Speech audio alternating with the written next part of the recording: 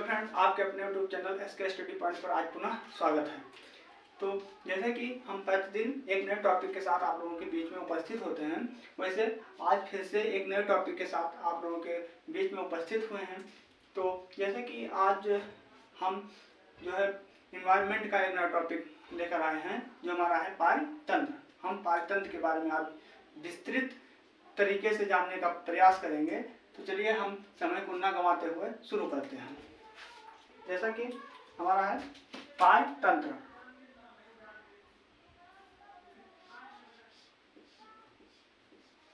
पारितंत्र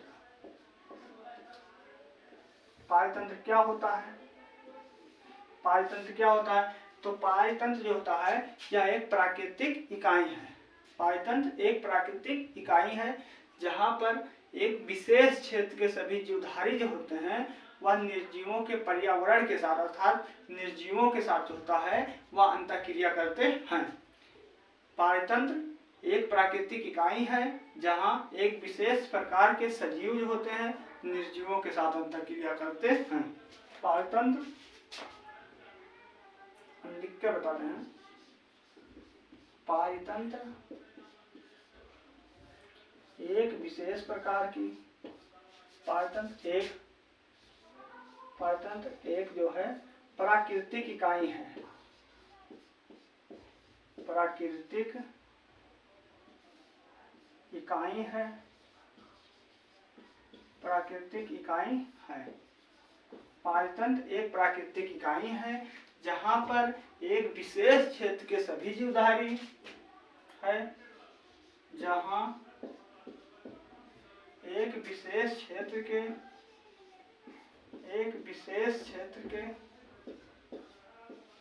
जहाँ एक विशेष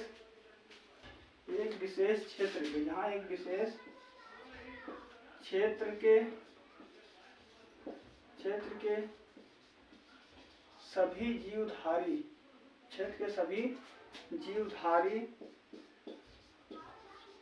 जीवधारी निर्जीवों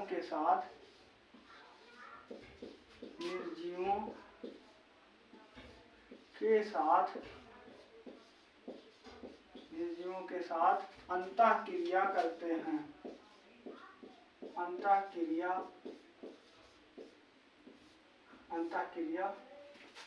करते हैं।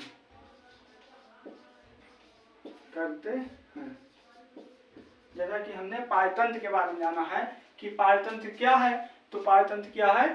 पारितंत्र एक प्राकृतिक इकाई है। पारितंत्र एक प्राकृतिक इकाई है जहाँ पर एक विशेष प्रकार के एक विशेष क्षेत्र के सभी जीवधारी जो होते हैं वह निर्जीवों के साथ अंतःक्रिया करते हैं। अब हम पारितंत्र के प्रकार के बारे में जानने का प्रयास करते हैं। पारितंत्र के बारे में हम जान चुके हैं पारितंत्र के प्रकार। तो पारितंत्र के कितने प्रकार होते हैं? पारितंत्र के दो प्रकार होते हैं, एक प्राकृतिक पारितंत्र और दूसरा कृत्रिम पारितंत्र। प्राकृतिक पारितंत्र और कृत्रिम पारितंत्र। हम पारितंत्र के प्रकार के बारे में जानने का प्रयास करते हैं। पारितंत्र के प्रकार। पारितंत्र के प्रकार। तो पारितंत्र के कितने प्रकार होते हैं? पारितंत्र के दो प्रकार होते हैं। एक हो जाएगा हमारा प्राकृतिक पारितंत्र, एक हो जाएगा हमारा प्राकृतिक पारितंत्र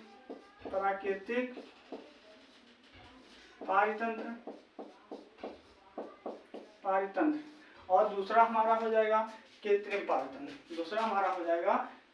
पारितंत्र।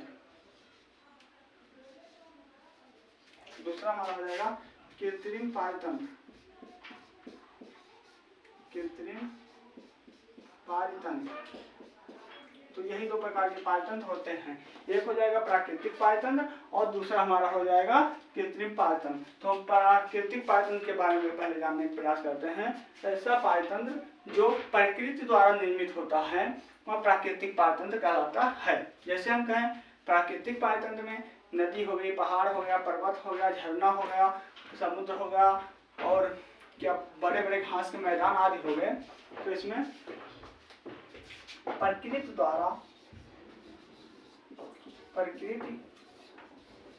द्वारा निर्मित पारितंत्र प्रकृति द्वारा निर्मित पारतंत्र, निर्मित पारतंत्र हो जाएगा। और इसमें हम देखेंगे तो यह हो जाएगा मानव द्वारा निर्मित पारतंत्र। मानव द्वारा निर्मित पारतंत्र, निर्मित पारतंत्र हो जाएगा। क्या हो जाएगा? मानव द्वारा निर्मित पारतंत्र। अब यह प्राकृतिक पारतंत्र दो प्रकार का होता है और कृत्रिम पारतंत्र भी दो प्रकार का होता है। तो प्राकृतिक पारतंत्र जो होता है उसमें स्थलीय पारतंत्र हो जाएगा और जलीय पारतंत्र हो जाएगा, और इसमें भी कृत्रिम पारतंत्र में भी स्थलीय पारतंत्र और जलीय पारतंत्र हो जाएगा। अब हम और आगे इसमें देख लेते हैं स्थलीय पारतंत्र। स्थलीय पारतंत्र, अब हम स्थलीय पारतंत्र के बारे में पहले देखेंगे, उसके बाद में जलीय पारतंत्र के बारे में देखने का प्रयास करते हैं। स्थलीय और जलीय पारतंत्र के बारे में हम देखते चलते हैं। तो जैसा कि हमने प्राकृतिक पारतंत्र और कृत्रिम पारतंत्र के बारे में जानने का प्रयास किया है, तो यहाँ पर प्राकृतिक पारतंत्र में क्या हो जाएगा? प्राकृतिक पारतंत्र वह पारतंत्र जो प्रकृति द्वारा निर्मित हो।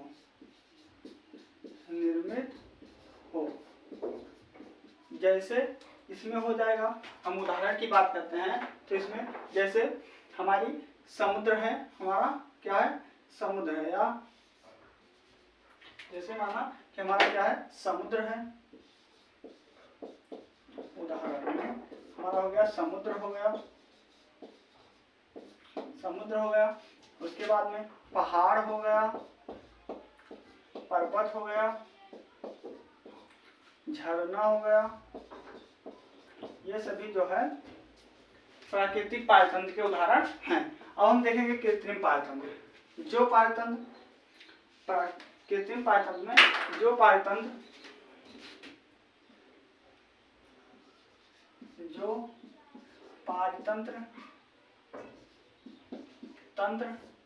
मानव द्वारा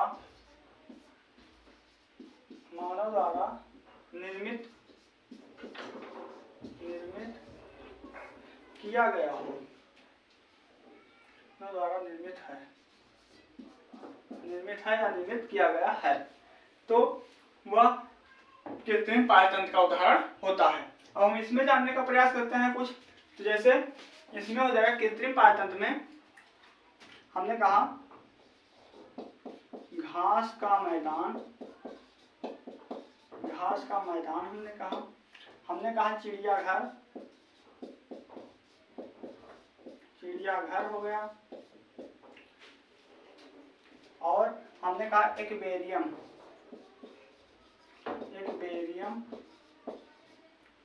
अर्थात मछली घर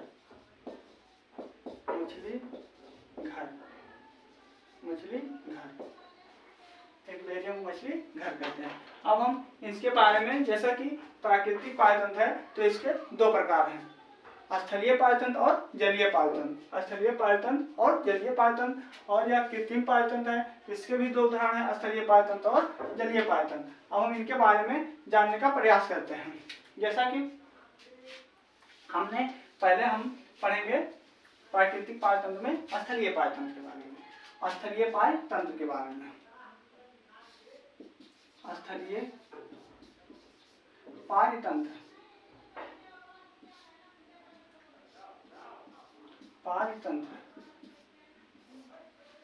ऐसा पारतंत्र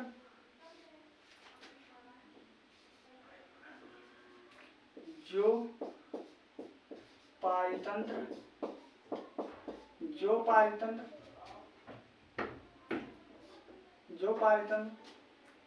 स्थल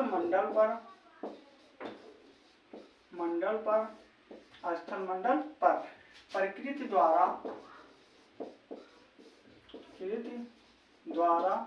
निर्मित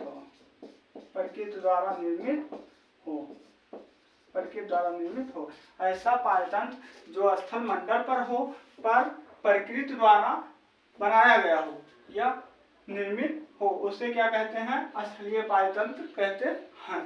तो इसमें क्या हो जाएगा, जैसा हमने कुछ उदाहरण देखा था अभी, उदाहरण हम देखते हैं। जैसे हमने कहा स्थल पर होना चाहिए, हमने कहा पहाड़ है या भी स्थल पर है। हमने कहा जैसे पर्वत, पहाड़ हो गया, पहाड़ हो गया, पर्वत हो गया, और हमारा घास का मैदान हो गया, मरुस्थल हो गया, मरुस्थल हो गया, और घास का मैदान, घास का मैदान हो गया, घास का मैदान हो गया। यह हो गया हमारा स्थलीय पायतंत्र का उदाहरण। अब हम इसमें और आगे देखने का बात करते हैं, जलीय पायतंत्र के बारे में हम जानेंगे। अब हम इसमें जलीय पायतंत्र के बारे में जानने का प्रयास करेंगे। दूसरा हमारा है इसी में जलीय पायतंत्र, हमारा दूसरा इसी में है जलीय पायतंत्र। नंबर 2 हम लिखेंगे इसी में जलीय पायतंत्र, जलीय पायतंत्र। जलीय पायतंत्र में क्या हो जाएगा, जलीय पायतंत्र में हो जाएगा ऐसा पायतंत्र जो प्रकृति द्वारा निर्मित तो हो, प्रकृति द्वारा, लेकिन जलीय रूप में हो, अर्थात स्थल मंडल पर ना हो, जल में हो, वह जलीय पायतंत्र कहलाता है। प्रकृति द्वारा निर्मित,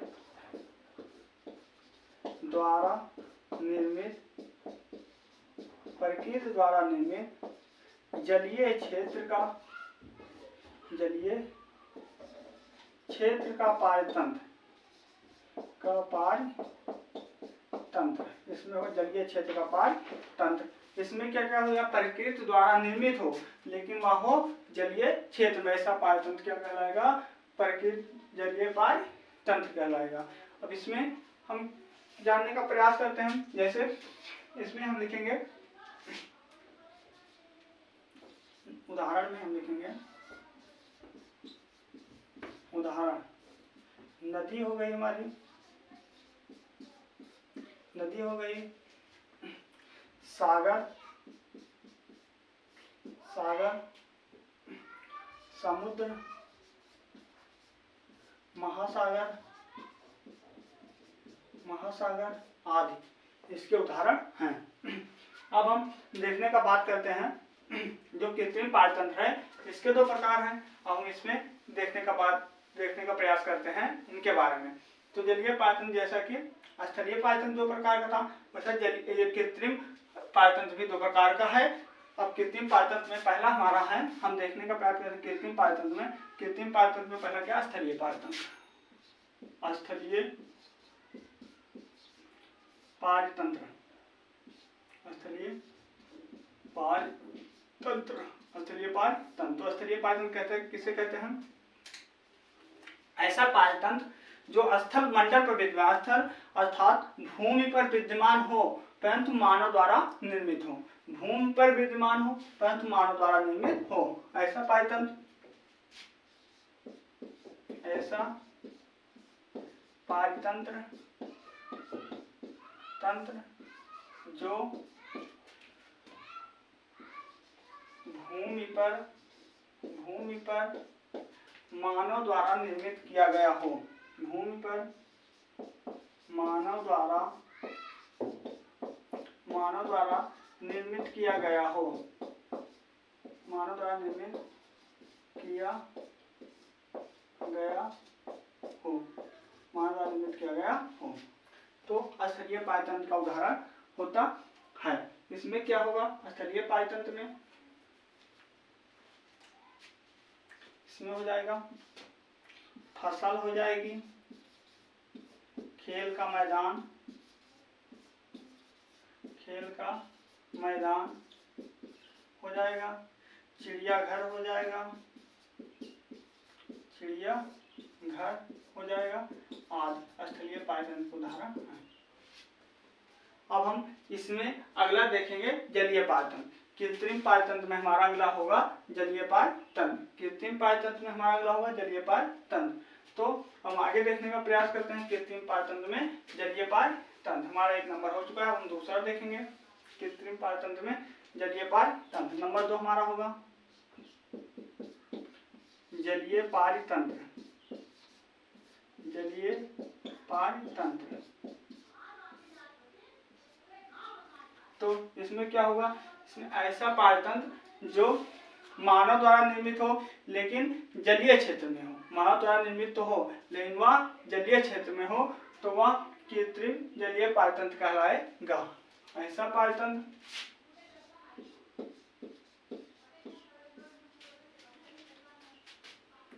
ऐसा पारितंत्र जो मानव द्वारा जलीय क्षेत्र में, जलीय क्षेत्र में स्थापित या बनाया गया हो, ऐसा पारितंत्र जो मानव द्वारा जलीय क्षेत्र में बनाया गया हो, वह कृत्रिम जलीय पारितंत्र कहलाता है। जैसे हमने कहा स्विमिंग पूल, हमने कहा स्विमिंग पूल हो गया, स्विमिंग पूल हो गया हमारा, और हो गया एक्वेरियम, एक्वेरियम या इसी को कहते हैं मछली घर, मछली घर, इसको कहते हैं मछली घर। तो हमारा ये पारितंत्र जो है, हमने पारितंत्र के बारे में जो है बहुत विस्तृत जानने का प्रयास किया है।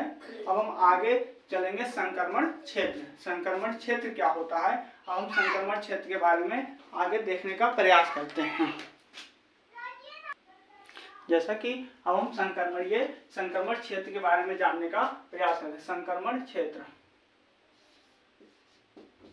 संक्रमण क्षेत्र, संक्रमण क्षेत्र के बारे में हम जानेंगे। संक्रमण क्षेत्र क्या होता है, तो संक्रमण क्षेत्र जहां दो प्रकार के क्षेत्र आपस में मिलते हैं, जैसे हमने कहा जलीय क्षेत्र और स्थलीय क्षेत्र। जलीय क्षेत्र और स्थलीय क्षेत्र जब मिलेंगे, दोनों के बीच में जो स्थान आएगा उसी को संक्रमण क्षेत्र कहते हैं। हम लिखकर फिर बताने का प्रयास करते हैं। संक्रमण पारितंत्र होगा, संक्रमण पारितंत्र, संक्रमण पारितंत्र के बारे में हम पढ़ेंगे। तो जहां पर दो या दो से अधिक पारितंत्र, दो या दो से अधिक पारितंत्र आपस में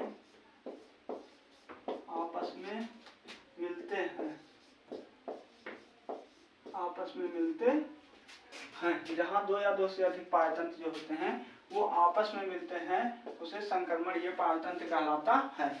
जहां दो या दो से अधिक पारितंत्र आपस में मिलते हैं उसे संक्रमण पारितंत्र कहते हैं। जैसे हम उदाहरण के माध्यम से देखेंगे, उदाहरण के माध्यम से आप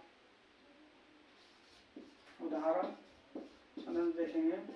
जैसे हमने कहा आर्द्रभूमि हमारी हो गई, ज्वार नदमुख हो गया, आर्द्रभूमि ज्वार नदमुख, आर्द्रभूमि ज्वार नदमुख, आर्द्रभूमि हो गई, ज्वार नद मुख हो गया, आर्द्रभूमि ज्वार नदमुख, और हो जाएगा हमारा ज्वार नद मुख, और हो जाएगा मैग्रोवन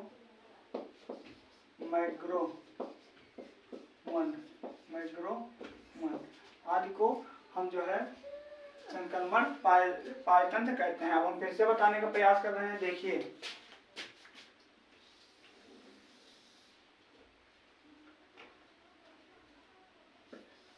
हम फिगर के माध्यम से बताने का प्रयास करते हैं। जैसे हमने इसको माना जलीय पारितंत्र, जलीय पारितंत्र इसको माना हमने, और इसको हमने मान लिया स्थल पारितंत्र, इसको हमने माना स्थल पारितंत्र, स्थल पारितंत्र, स्थल पारितंत्र ये हो गया जल पायतंत्र और ये हो गया स्थल पायतंत्र।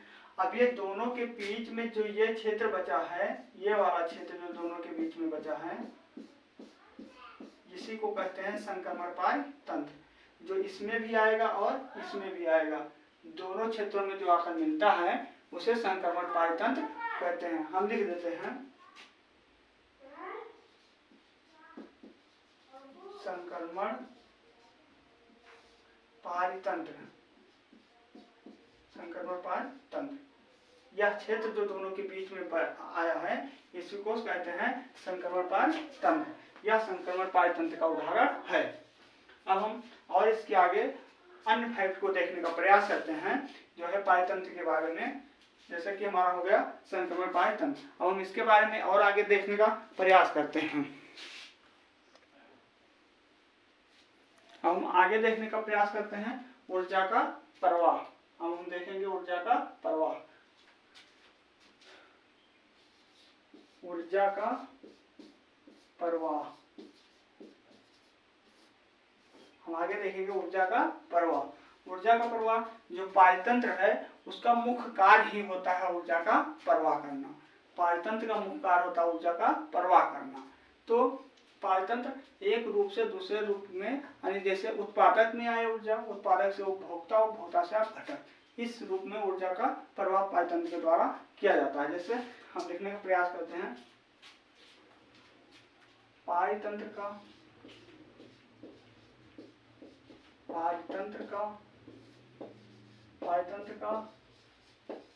मुख्य कार्य है ऊर्जा का प्रवाह करना। ऊर्जा का प्रवाह करना। पायतंत्र का मुख्य कार्य क्या है? ऊर्जा का प्रवाह करना। पायतंत्र का मुख्य कार्य क्या होता है? वह होता है ऊर्जा का प्रवाह करना। इसके द्वारा ऊर्जा का प्रवाह किया जाता है। पायतंत्र में एक पोषक स्तर से दूसरे पोषक स्तर तक, पायतंत्र में एक पोषक स्तर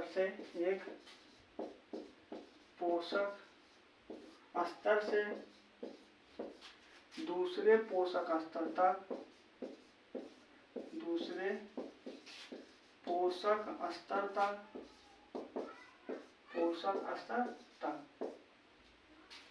पायतंत्र जो होता है उसमें एक पोषक स्तर से दूसरे पोषक स्तर तक ऊर्जा का स्थानांतरण किया जाता है या ऊर्जा का प्रवाह किया जाता है। पायतंत्र का मुख्य कार्य है ऊर्जा का प्रवाह करना। पायतंत्र में एक पोषक स्तर से लेकर दूसरे पोषक स्तर तक ऊर्जा का स्थानांतरण या प्रवाह किया जाता है। एक दूसरे पोषक स्तर तक ऊर्जा का स्थानांतरण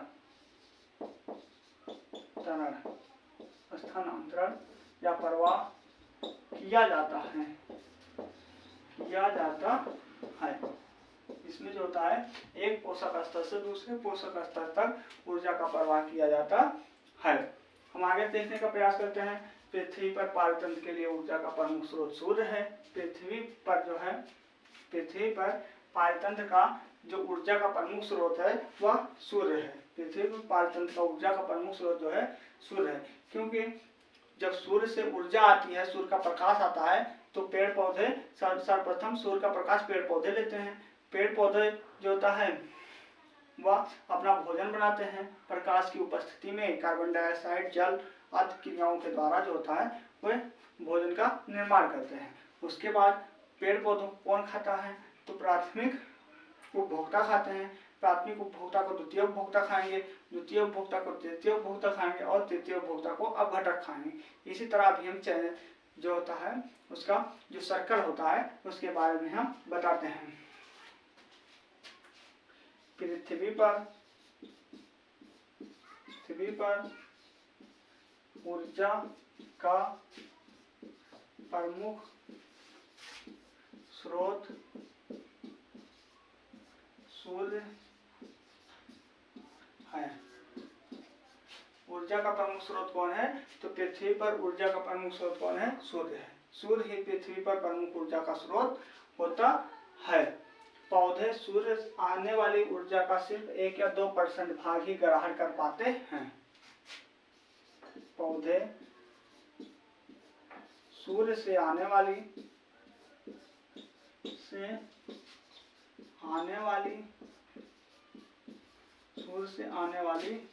ऊर्जा का 1 या 2% भाग ही ग्रहण करते हैं। भाग ही ग्रहण या करते हैं या अपने प्रयोग में लेते हैं। भाग ही ग्रहण करते हैं।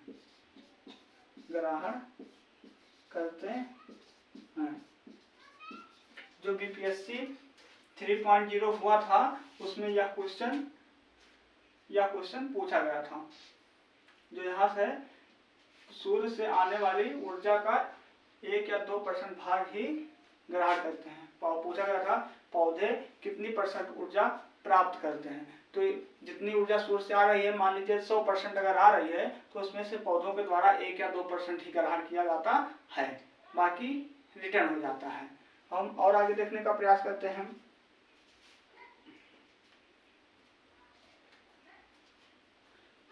पौधे जो होते हैं, पौधे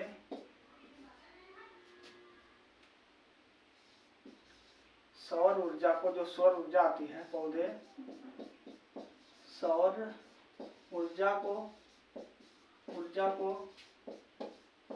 रासायनिक ऊर्जा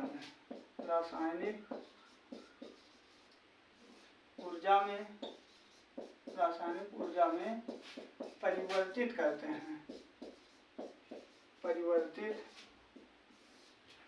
हैं। यहाँ से भी क्वेश्चन कई बार बना है।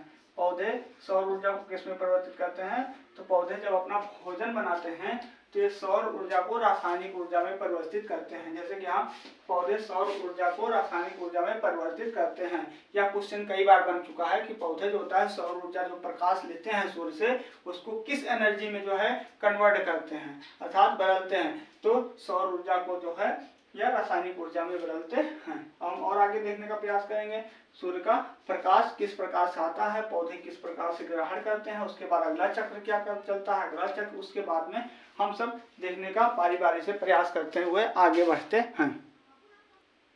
हमने कहा सूर्य का प्रकाश, तो ये हो गया सूर्य का प्रकाश। जब सूर्य का प्रकाश आया, ऐसे सूर्य का प्रकाश आया तो सूर्य का प्रकाश सर्वप्रथम किस पर पड़ेगा? ऐसे सूर्य का प्रकाश आया किस पर पड़ेगा? पेड़ और पौधों पर, पेड़ पौधे पर पड़ेगा सूर्य का प्रकाश। तो पेड़ पौधे तो अपना खाना बनाएंगे, अपना जो है सौर ऊर्जा आएगी, तो सौर ऊर्जा को ये लेंगे, तो सौर ऊर्जा को रासायनिक ऊर्जा में बदल देंगे। तो अब इनसे प्रकाश कौन लेगा? तो इनसे लेगा उपभोक्ता। अभी हम थोड़ा डीपली आगे बताने का प्रयास करते हैं। इनसे लेंगे उपभोक्ता। अब उपभोक्ता हमने 3 प्रकार का बताया था, प्राथमिक, द्वितीय और तृतीय, लेकिन इसको हम आगे अभी बताने का प्रयास करते हैं। उपभोक्ता के बाद कौन लेगा इसको? यहाँ से होगा। इसके बाद इसको कौन लेगा? उपभोक्ता के बाद अब घटक लेंगे, घटक लेंगे। बस यही से चक्र पूरा हो जाता है। यहाँ आएगा, अब यहाँ से ऊर्जा हुई, फिर ऐसे चला आएगा, एनर्जी बनके फिर ऐसे आ जाएगी और फिर से पोषक तत्व के माध्यम से पेड़ों पौधों में मिल जाएगी। अब हम और आगे इसका देखने का प्रयास करते हैं। जैसा कि हमारा है सौर ऊर्जा। ऊर्जा का जो स्थानांतरण होता है वह सदैव एक दिशीय ही होता है। जैसे यह भी पेपर में पूछा गया है, ऊर्जा का स्थानांतरण कैसे होता है? तो ऊर्जा का प्रवाह जो होता है वह एक दिशीय होता है। एक दिशीय अर्थात यह बता देते हैं, ऊर्जा का प्रवाह एक दिशीय होता है। एक दिशीय होता है।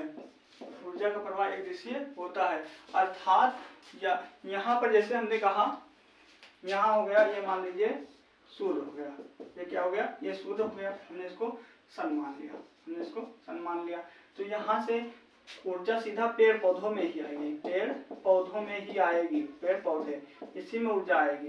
कहीं यह ऊर्जा इनसे जो है इनको छोड़कर प्राथमिक उपभोक्ता या किसी भी उपभोक्ता या अपघटक में नहीं चली जाएगी। उसके बाद में पेड़ पौधों में आया, तो पेड़ पौधों के बाद आया प्राथमिक उपभोक्ता, उपभोक्ता प्राथमिक उपभोक्ता के बाद आया तो हो गया द्वितीय उपभोक्ता, द्वितीय उपभोक्ता, और यहाँ से आया तो आगे हो जाएगा तृतीय उपभोक्ता, तृतीय उपभोक्ता, और यहाँ से जब आएगा तो आ जाएगा अपघटक में, अपघटक में, अपघटक में जाएगा, यहाँ से चला जाएगा अपघटक में।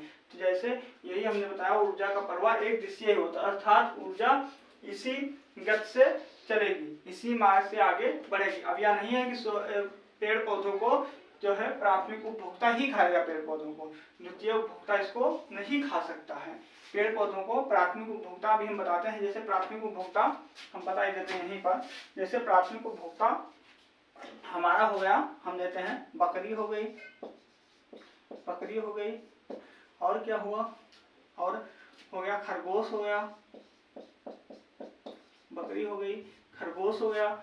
उसके बाद में हमने गाय ले लिया, हमने भैंस ले लिया, ये प्राथमिक उपभोक्ता। अब क्या पेड़ पौधों को द्वितीय उपभोक्ता की बात हम कर लेते हैं, द्वितीय उपभोक्ता की बात हम कर लेते हैं।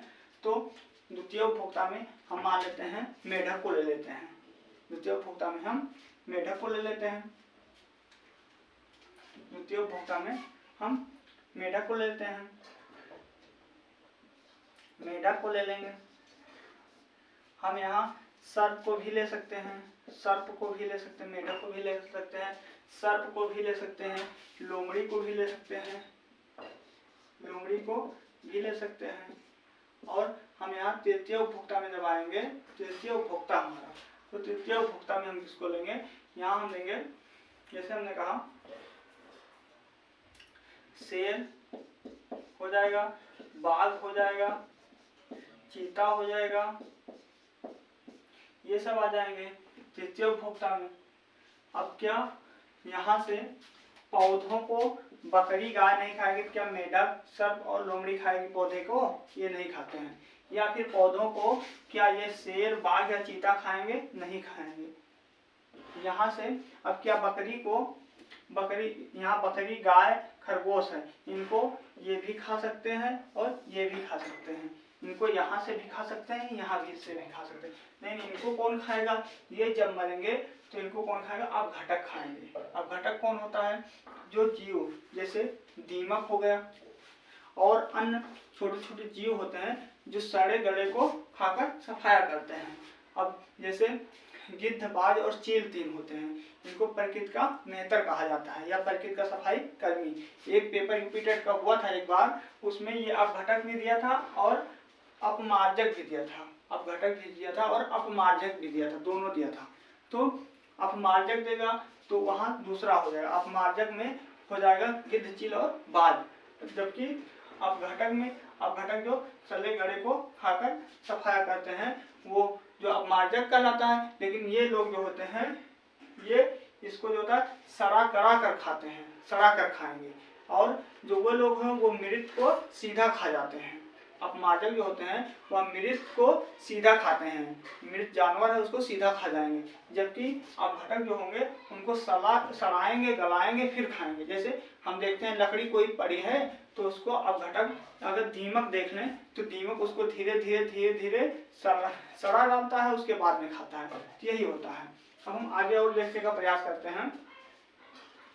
आगे हमारा होगा खाद्य श्रृंखला या खाद्य जाल। आगे हम देखने का प्रयास करते हैं।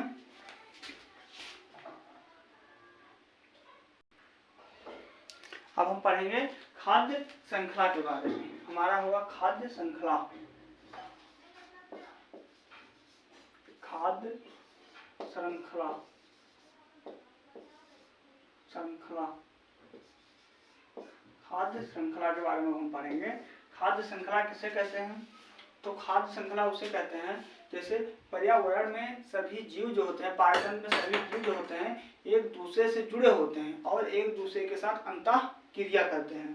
पायतंत्र में किसी पायतंत्र में जो होता है सभी जीव एक दूसरे से जुड़े होते हैं। सभी जीव जो होते हैं ऊर्जा की पूर्ति के लिए एक दूसरे से जुड़े होते हैं और उनके साथ अंतः क्रिया करते हैं। जैसे किसी भी पायतंत्र में हम लिख लेते हैं, किसी भी पारितंत्र में सभी जीव एक दूसरे से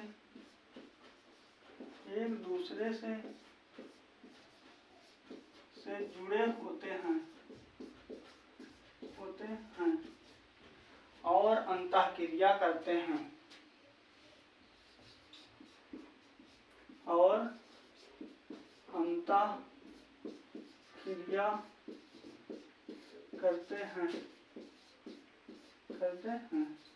फूड चैन या खाद्य श्रृंखला कहते हैं। फूड चैन या खाद्य श्रृंखला कहते हैं। जैसे हमने थोड़ी देर के लिए यहाँ हमने रख लिया उत्पादक, हमने कहा यहाँ पर उत्पादक हो गया। यहाँ पर हमारा होगा प्राथमिक उपभोक्ता,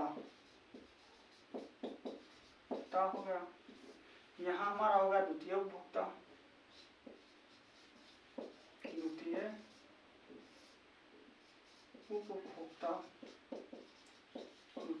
हो गया। यहाँ हो गया तृतीय उपभोक्ता,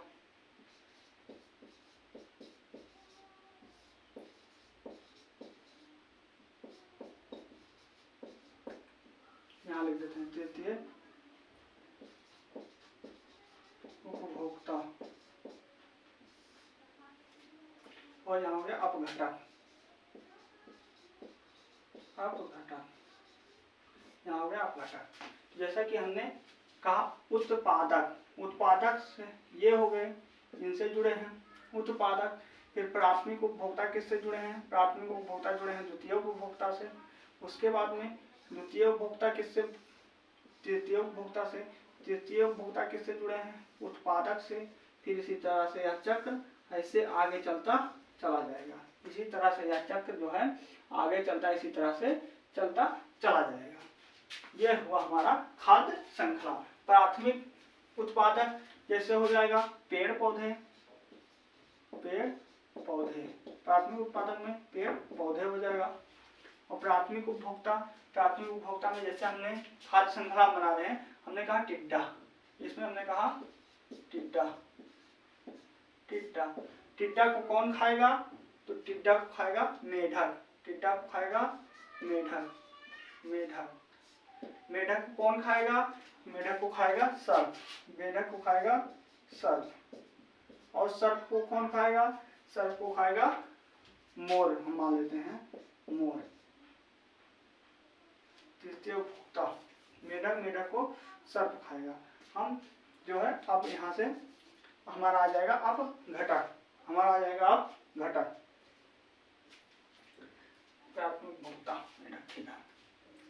अब इसके बाद हम और आगे देखने का प्रयास करते हैं कि हमारा फूड चैन बन चुका है। आगे इसके बारे में हम जानते हैं क्या है। अब हम आगे देखने का प्रयास करें, जैसे कि खाद्य श्रृंखला है। तो खाद्य श्रृंखला में हमने पहले भी बताया ऊर्जा का स्थानांतरण जो होता है एक दिशीय होता है। हम कुछ महत्वपूर्ण फैक्ट लिखते हैं नोट डालकर। खाद्य श्रृंखला में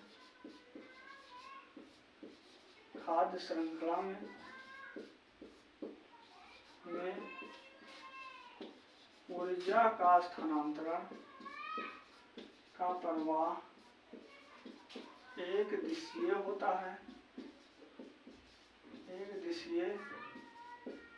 है, अर्थात ऊर्जा उत्पादक से अपघटन की ओर एक ही दिशा में प्रवाहित होती है। और अगला हम देखेंगे खाद्य श्रृंखला में खाद्य श्रृंखला में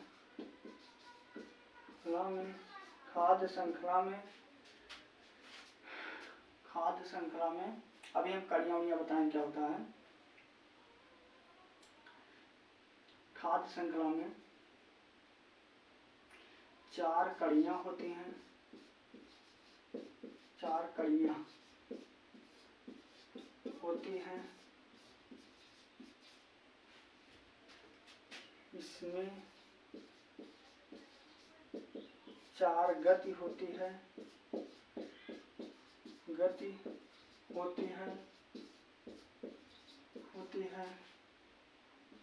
इसमें 5 स्तर होते हैं। या क्वेश्चन कई बार यहाँ से बना है, 5 स्तर होते हैं, तो हम इसको लिखवा रहे हैं होते हैं। यहाँ से क्वेश्चन कई बार जो है बन चुका है। कड़ियाँ कितनी होती हैं? तो 4 होती है, अभी हम बता रहे हैं। और गति कितनी होती है? 4 होती है। और इसमें 5 स्तर होते हैं। अब हम इनके बारे में देखते हैं और एक फैक्ट देख देते हैं। सर्वाधिक ऊर्जा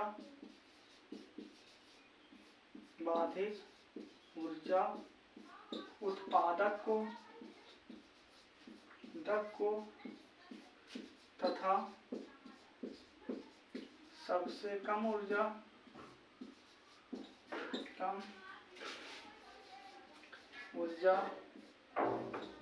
अपघटक को मिलती है। सबसे कम ऊर्जा अपघटक को मिलती है। सर्वाधिक ऊर्जा किसे मिलती है? सर्वाधिक ऊर्जा उत्पादक अर्थात पेड़ पौधों को मिलती है। और सबसे कम ऊर्जा किसे मिलती है? जो सभी को खाकर सफाया करते हैं अर्थात अपघटक को। जैसे हम देखने का प्रयास करते हैं यहाँ पर।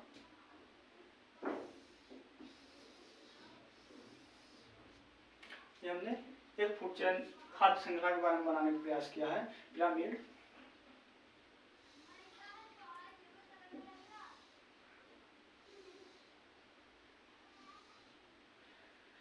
हमने यहाँ पर कहा उत्पादक,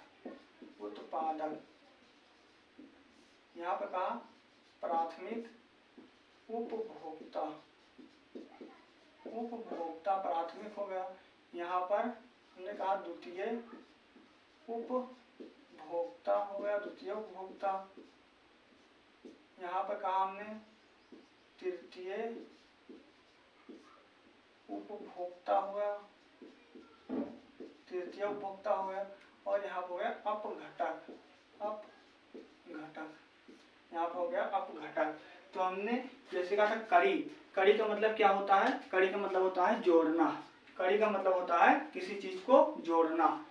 कड़ी मतलब किसी चीज को जोड़ना। तो जोड़ना, जैसे 1 कड़ी, 2 कड़ी, 3 कड़ी और 4 कड़ी। हमने लिखा है खाद्य श्रृंखला में 4 कड़ियां होती हैं। तो 1 कड़ी, 2 कड़ी, 3 कड़ी और 4 कड़ी। इसमें 4 कड़ियां होती हैं। हमने कहा इसमें 4 गति होती है। तो 1 गत, 2 गत, 3 गत और 4 गत, इसको गति बोलते हैं। यहाँ से हमने कहा 1 गत, फिर 2 गत, फिर 3 गत, फिर 4 गत। इसमें 4 गति होती है। और हमारा अगला क्या है? इसमें 5 स्तर होते हैं। 5 स्तर होते हैं। हमने कहा 1 स्तर, 2 स्तर, 3 स्तर, 4 स्तर और 5 स्तर। आई होप कि आप लोगों को समझ आ गया होगा इसके बारे में। अब हम आगे देखने वाले हैं पोषण स्तर। पोषण स्तर क्या होता है? अब हम पोषण स्तर के बारे में आगे देखने का प्रयास करते हैं। पोषण स्तर हम देखेंगे। पोषण स्तर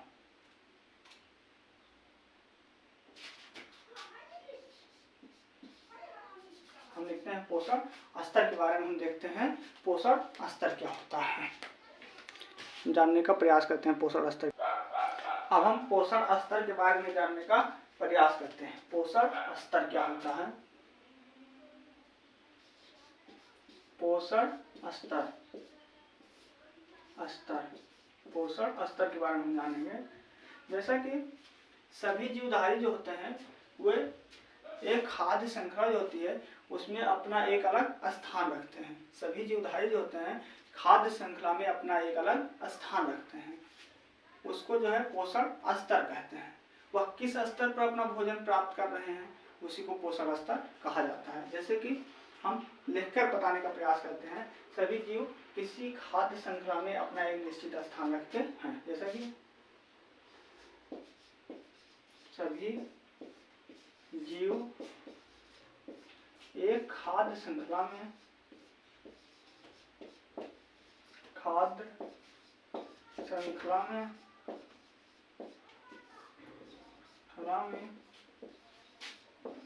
अपना एक स्थान रखते हैं।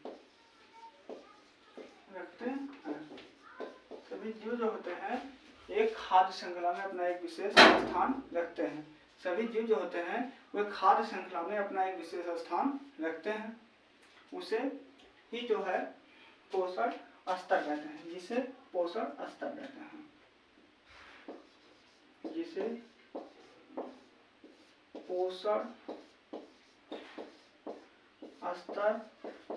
स्तर कहते हैं। इसे पोषण स्तर कहते हैं। इसे क्या कहते हैं? इसे पोषण स्तर कहते हैं। अब हम फिगर के माध्यम से फिर से थोड़ी देर बाद बताने का प्रयास करते हैं। अब हमने पोषण स्तर को समझा दिया। पोषण स्तर क्या है हमने अभी थोड़ी देर पहले फिगर के माध्यम से बताया था कि प्राथमिक उत्पादक क्या होता है, प्राथमिक उपभोक्ता, द्वितीय उपभोक्ता और तृतीय उपभोक्ता घटक। यही जिस स्थान पर रहते हैं वे उनका पोषण स्तर कहलाता है। हम देखने का प्रयास करें पारिस्थितिकी का पिरामिड।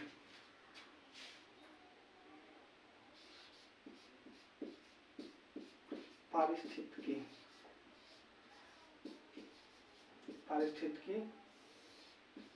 का पिरामिड।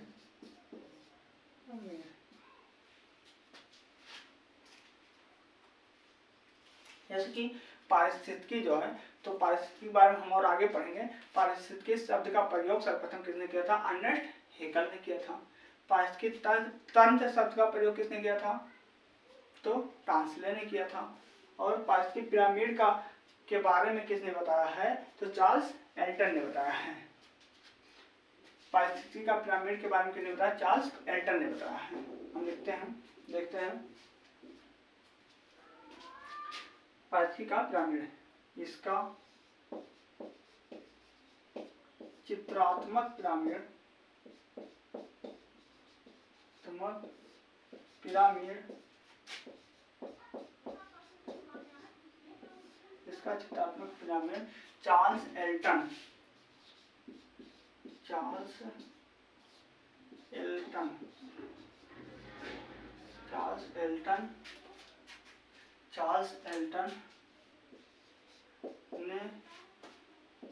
चार्ल्स एल्टन ने प्रस्तुत किया था।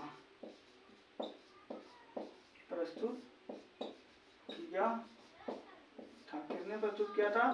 तो चार्ल्स एल्टन जो थे उन्होंने इसका चित्रात्मक पिरामिड प्रस्तुत किया था। चार्ल्स एल्टन ने इसका चित्रात्मक पिरामिड जो था वह प्रस्तुत किया था। हम आगे देखते हैं पिरामिड कितने प्रकार के होते हैं। तो पिरामिड 3 प्रकार के होते हैं: ऊर्जा का पिरामिड, जैव संख्या का पिरामिड और जैव भार का पिरामिड। पिरामिड 3 प्रकार के होते हैं। ऊर्जा का पिरामिड सदैव सीधा होता है। जैव संख्या का पिरामिड या उल्टा सीधा दोनों होता है। जैव भार का पिरामिड या भी उल्टा सीधा दोनों हो सकता है। हम आगे जैव संख्या के पिरामिड और पिरामिड के प्रकार देखते हैं। पिरामिड के प्रकार,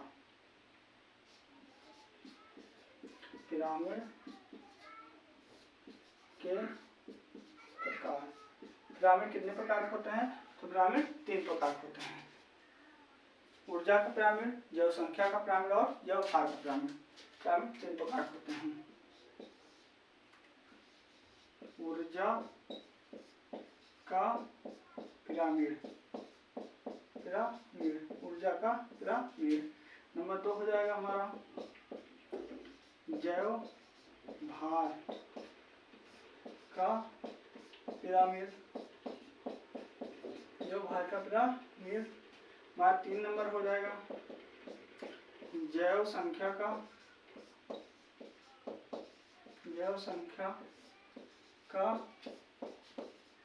पिरामिड। जैव भार का पिरामिड, जैव संख्या का पिरामिड। अब हम सर्वप्रथम ऊर्जा का पिरामिड के बारे में जानेंगे। ऊर्जा का पिरामिड क्या होता है और किस प्रकार से यह बन, हम जानेंगे ऊर्जा के पिरामिड के बारे में। ऊर्जा का पिरामिड, ऊर्जा का पिरामिड, ऊर्जा का पिरामिड। हम ऊर्जा के पिरामिड के बारे में सर्वप्रथम जानने का प्रयास करते हैं। ऊर्जा का पिरामिड क्या होता है? या लिंडेमैन के 10% के नियम पर आधारित है। ऊर्जा का पिरामिड लिंडेमैन के 10% के नियम पर आधारित है। यह सदैव सीधा बनता है, चाहे जलीय क्षेत्र में हो चाहे स्थलीय क्षेत्र में हो, हर क्षेत्र में ऊर्जा का पिरामिड हमेशा सीधा बनता है। देखते हैं।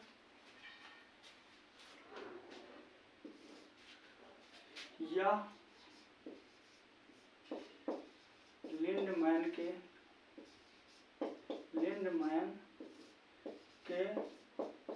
10% के नियम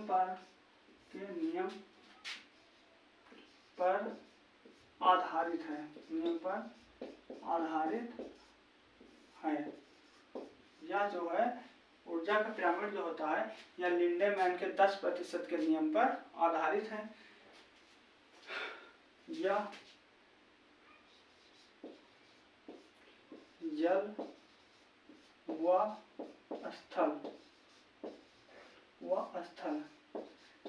सभी क्षेत्रों में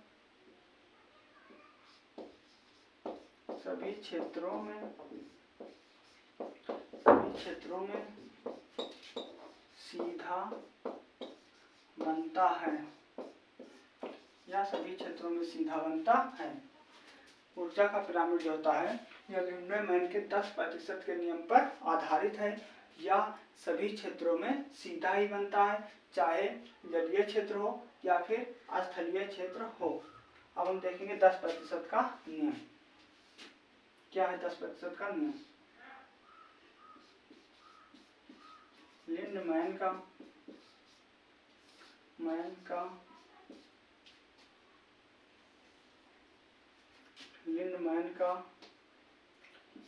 10% का नियम।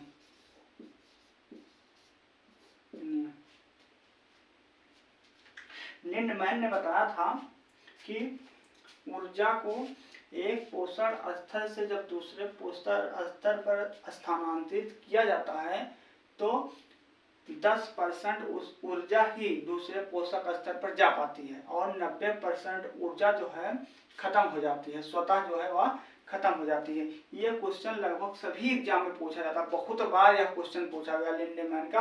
कभी पूछ लेता है 10% का नियम किसने दिया, तो लिंडेमैन ने दिया। और यह किस पर आधारित है? क्या ऊर्जा पर आधारित है, ऊर्जा के पिरामिड पर आधारित है। 10% का नियम किस पर आधारित है? ऊर्जा के पिरामिड पर आधारित है। इसको किसने दिया था? तो लिंडमैन ने दिया था। एक पोषण स्तर से दूसरे पोषण स्तर पर जाने पर ऊर्जा कितनी स्थानांतरित होती है? तो 10% स्थानांतरित होती है। कितनी ऊर्जा का खपत हो जाता है? तो 90% ऊर्जा होती है वह खपत हो जाती है, अर्थात खत्म हो जाती है। हम देखते हैं लिंडमैन ने बताया, लिंडमैन ने बताया कि एक पोषक स्तर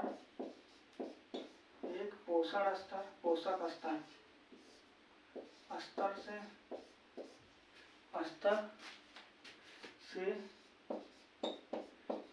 दूसरे स्तर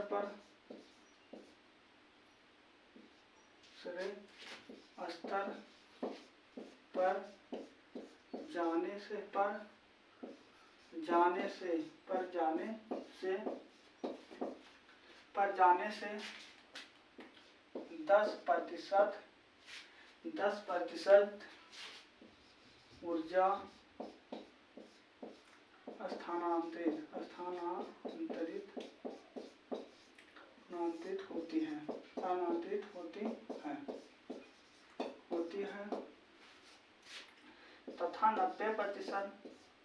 तथा 90% ऊर्जा स्वयं नष्ट हो जाती है, स्वयं नष्ट हो जाती है। 90% ऊर्जा जो होती है वह स्वयं नष्ट हो जाती है। केवल एक पोषण स्तर से दूसरे पोषण स्तर पर जाने पर 10% ऊर्जा का ही स्थानांतरण होता है। जैसे हम एग्जाम्पल के माध्यम से बताने का प्रयास करते हैं। चलिए हम इसको बना लेते हैं।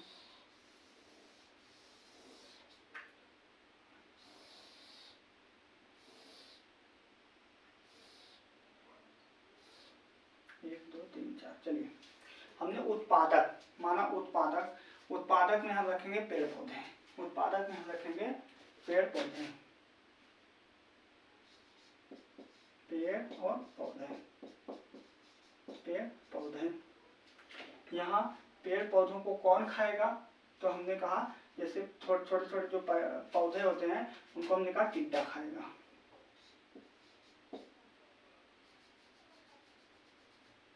टिड्डा। टिड्डा को कौन खाएगा? मेढक। मेढक को कौन खाएगा? सर्प।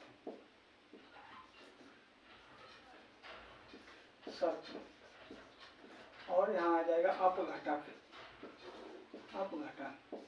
तो हम थोड़ी देर के लिए मानते हैं पेड़ पौधों को, पेड़ पौधे सूर्य से ऊर्जा ले रहे हैं तो उनको कितनी ऊर्जा मिली? 1000 कैलोरी, 1000 कैलोरी ऊर्जा पेड़ पौधों को मिली है। तो इसका 10% जब यहाँ पर आएगा तो एक जीरो कट जाएगा, यहाँ हो जाएगा 100 कैलोरी।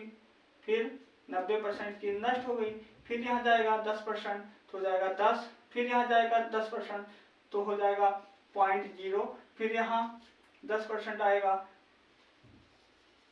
1 से हो जाएगा। इसी प्रकार ऊर्जा का स्थानांतरण होता है, इसी प्रकार से जो है ऊर्जा का स्थानांतरण होता है। तो हमने यह चार्ट इसलिए बना दिया है। अब हमारा आगे कुछ है, जैसा कि हमने बताया था कड़ी कितनी होती है, तो कड़ी इसमें भी बता देते हैं। यहाँ पर कड़ी कौन सी होती है? यह है 1, यह हुआ 2, यह हुआ 3 और यह हुआ 4। ये 4 क्या हुई? कड़ी। यहाँ लिख देते हैं कड़ी कितनी हुई? 4। हमने कहा गति, यहाँ से 1, यहाँ से 2, यहाँ से 3 और यहाँ से 4। गति कितनी हुई? तो गति भी हुई 4। हमने कहा स्तर 1, 2, 3, 4, 5। स्तर कितना हुआ? कई बार पूछा गया है स्तर कितना हुआ, तो स्तर हो गया 5। हमने इसके बारे में जो है इन्वायरमेंट का यह बहुत ही इम्पोर्टेंट टॉपिक है, जहाँ से विभिन्न परीक्षाओं में जो है प्रश्न पूछे जाते हैं। हमने बहुत विस्तृत तरीके से इसको पढ़ने का प्रयास किया है और समझाने का प्रयास किया है। आशा है कि आप लोगों के जो है समझ में आ गया होगा। अब हम और आगे देखने का प्रयास करते हैं। आगे हमारा चैप्टर क्या है, अब हम आगे और देखने का प्रयास करेंगे।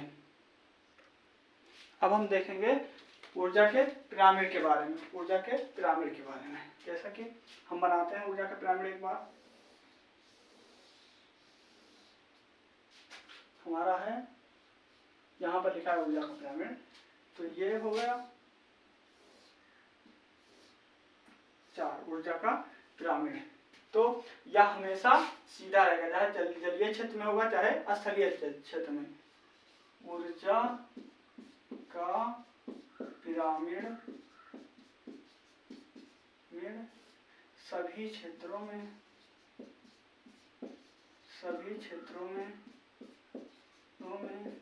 सीधा होता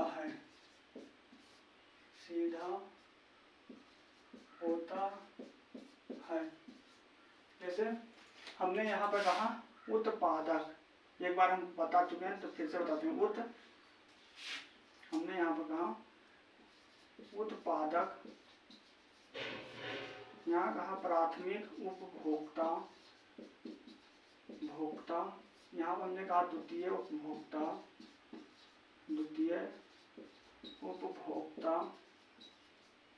यहाँ हमने कहा तृतीय उपभोक्ता, अपघटक हो गया। अब इनको पेड़ पौधे सूर्य से कितनी ऊर्जा प्राप्त किए, 1000 कैलोरी, या हमने मान लेते हैं हम 10,000 कैलोरी। कितना, 10,000 कैलोरी, 10,000 कैलोरी ऊर्जा प्राप्त किए। इसका 10% यहाँ आएगा 1000 हो जाएगा, इसका 10% यहाँ आएगा 100 हो जाएगा, इसका 10% यहाँ आएगा 10 हो जाएगा, इसका 10% यहाँ आएगा तो हो जाएगा 1, यहाँ आएगा तो हो जाएगा 1। तो इसी प्रकार से ऊर्जा का स्थानांतरण होता है। अब हम यहीं पर अपना वीडियो समाप्त करते हैं और फिर से अगली क्लास में मिलेंगे कल दोबारा से। तब तक के लिए यदि हमारा वीडियो आपको पसंद आया हो, पढ़ाया हुआ, तो आप लोग हमारे चैनल को सब्सक्राइब करें और वीडियो को लाइक करके शेयर करें। धन्यवाद।